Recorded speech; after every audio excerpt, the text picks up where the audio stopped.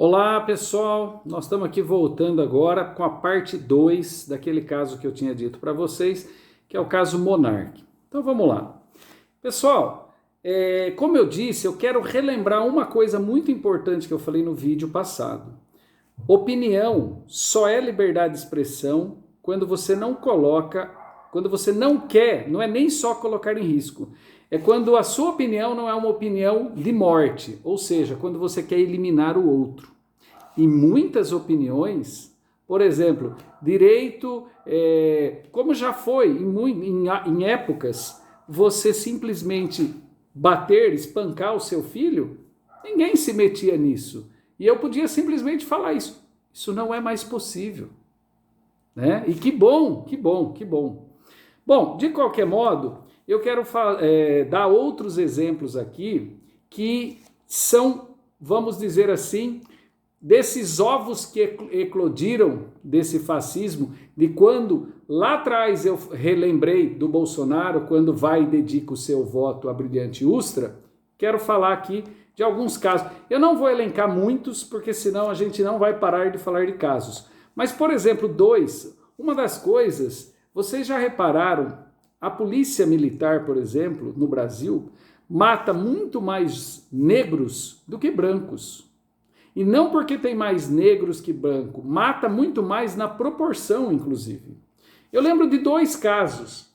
Um foi aquele no Rio de Janeiro, que ali foi o exército, inclusive, que foram mais de 60 ou 80 tiros, que soltaram uma rajada de metralhadora e mataram um cantor, que estava no Rio de Janeiro, num domingo de família, num almoço de família, e quando ele estava voltando para a casa dele, simplesmente diz que foi confundido, foi surpreendido com mais de 60 tiros, no qual foi tirada a vida daquele músico.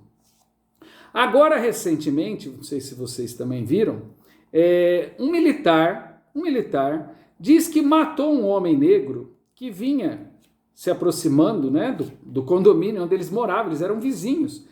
E ele disse que confundiu ele com um bandido. E deu três tiros. Três. É impossível nessa hora eu não me lembrar da Clarice Lispector, num conto dela, O Mineirinho, acho que é esse o conto, em que ela diz assim, né? O primeiro tiro foi para matar. Os demais foi vontade de matar. Foi desejo.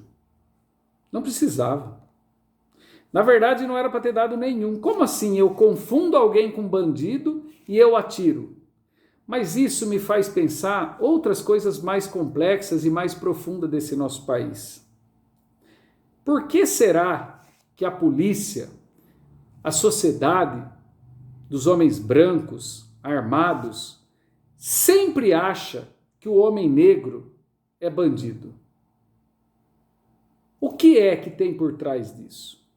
Eu tenho minhas hipóteses, mas gostaria de que vocês refletissem isso comigo e pensassem isso. Por que que isso no Brasil ainda é tão latente? Quer dizer, aquele militar confundiu ele com um bandido. Isso porque ele era vizinho dele. Será que se ele fosse um homem branco, ele teria confundido também com um bandido? Essa é uma pergunta que nós temos que fazer o tempo todo. E, infelizmente, é algo que é quase que parte da rotina no Brasil. Então, essa questão que a Clarice nos coloca, do primeiro tiro você mata, os demais são desejos, eu acho que nós precisamos passar por uma análise muito profunda nessa questão da sociedade brasileira, desse desejo de matar, e principalmente que foi acentuado por esse governo, que coloca a arma, como se fosse por ele, venderia como se vende pipoca, e mais do que isso, o desejo de matar o homem da carne negra. Como diria a Elza Soares, que morreu recentemente, a minha carne preta é a mais barata para se vender. Bom, vamos voltar aqui no caso do Monark, que todas essas coisas elas estão interrelacionadas, elas estão encadeadas. O Monark pediu desculpas, não é verdade? Ele pediu desculpas. Eu pergunto para vocês, será que essas desculpas são verdadeiras? Bom, vamos lá. Aí ele continua. Ele diz assim que ele estava bêbado. Poxa vida, ele estava bêbado. Quer dizer que ele trabalhava, ele devia estar trabalhando bêbado sempre, porque aquela cara de chapado que ele tinha era sempre. Mas até aí, cara de chapado, tudo bem, pode ser só uma questão de fisionomia. Mas aí, se o cara estava bêbado, ninguém ali falou, até porque recentemente eles deram uma entrevista, ele e o sócio dele ali no Flow, que eles tinham 80 funcionários. Ninguém podia falar para ele, meu, você hoje não vai trabalhar, você não está bem, né? Porque o alcoolismo pode ser uma doença, para quem tem esse problema de verdade. Bom, aí eu pergunto para vocês, ele de fato se arrependeu, ele viu a cagada que ele fez, ou ele só se arrependeu porque os patrocinadores decidiram abandonar o canal dele? É uma pergunta difícil de responder, né? Eu não sei. Mesmo ele respondendo, como ele tem respondido, dizendo que se arrependeu, a gente nunca vai saber de fato a verdade. Mas aí, é engraçado, né?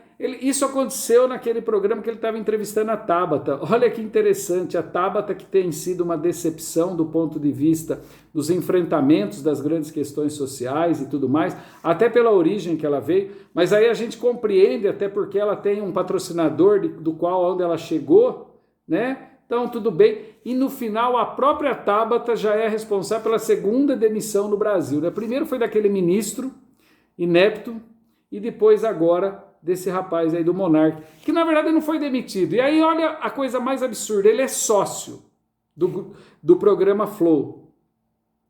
Esse programa, eles fizeram recentemente um último vídeo, no qual eles vão explicar que ele está saindo, né? Ele não vai mais fazer parte do Flow, porque eles entenderam e tal. Veja bem, aí me suscitou mais outras questões.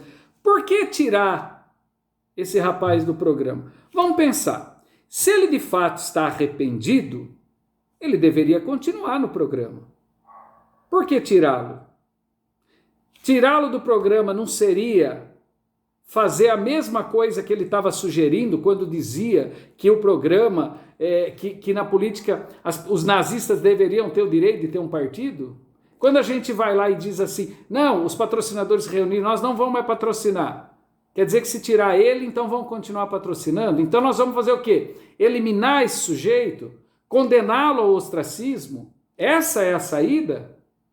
Apesar dele ser um idiota intelectual, e idiota aqui, falo com muita tranquilidade, eu estou falando da idiotia, estou falando daquele idiota no sentido grego, no sentido do sujeito que não consegue enxergar um palmo além do seu umbigo. É esse idiota que eu estou falando. Ele é um idiota útil para o sistema, como muitos que nasceram e eclodiram desse ovo da serpente lá em Bolsonaro, no impeachment de Dilma Rousseff. Mas ele sair do programa, por quê? Agora nós vamos tratar com a mesma moeda? Agora, se o que ele cometeu é crime e é grave, então não basta ele sair do programa. Ele tem que ser preso, porque isso é uma opinião criminosa. Não que eu concorde, que ache que tenha que chegar nesse ponto. Agora, então está havendo uma hipocrisia do ponto de vista do próprio sistema, dos próprios patrocinadores. Até porque, vamos pensar e falar bem a verdade. O que fazia com que eles tinham toda essa audiência, tantos inscritos, se deve também a esse sujeito chamado Monark, que tinha essas opiniões imbecis. É óbvio que ele também ajudava a ter essa audiência. Senão, as pessoas não assistiriam. Senão, ele não teria 3.600.000 inscritos. Até porque o outro âncora, sempre muito educadinho, sempre aquele cara que estava colocando os panos quentes, o cara do deixa disso. Então, veja, o Monark, ele tinha esse papel importante ali. Não porque ele tivesse essa consciência, porque muito das babaquices que ele falava era o que ele acreditava de fato. Então não tem sentido. Se ele está pedindo desculpa, se ele de fato está arrependido, e se mesmo que ele não esteja arrependido, que mesmo que não seja nada verdadeiro, como ele não é idiota e não rasga dinheiro, Então, ele está falando, ele tem que continuar, não tem porquê. Por que nós vamos puni-lo? Nós não, né? Por que os patrocinadores vão puni-lo dessa maneira? Se todas as idiotices que ele falou, os patrocinadores aceitaram, essa não pode por quê? Ah, porque essa opinião é crime. Bom, se essa opinião é crime, então ele tem que ser processado. Se não, se é só para simplesmente passar um pano e deixar para lá, aí de fato não está se fazendo aquilo que a gente chama de justiça. Bom, dito isso, eu queria dizer para vocês o seguinte, essa liberdade de expressão absoluta, como eu já disse lá no primeiro vídeo, no Brasil isso é relativo. E que bom, porque isso traz uma civilidade. E vou dizer mais, a liberdade absoluta, a liberdade de expressão absoluta, ela só favorece quem tem poder econômico. Quem detém o poder econômico é que se beneficia de uma liberdade de expressão absoluta. Por isso, os legisladores lá na Constituição de 88 foram muito sábios quando colocaram a relatividade nessa questão e uma certa objetividade dizendo, olha, certas opiniões, além de não poder, são crimes, como por exemplo o racismo. Tudo bem? Então é isso, gente. Eu espero que vocês tenham compreendido esse ponto de vista dessa questão de que há um cinismo por parte dos patrocinadores, há uma questão aqui, quando ele faz esse programa, junto com o sócio dele, que o rapaz fala assim, eu vou comprar a parte dele.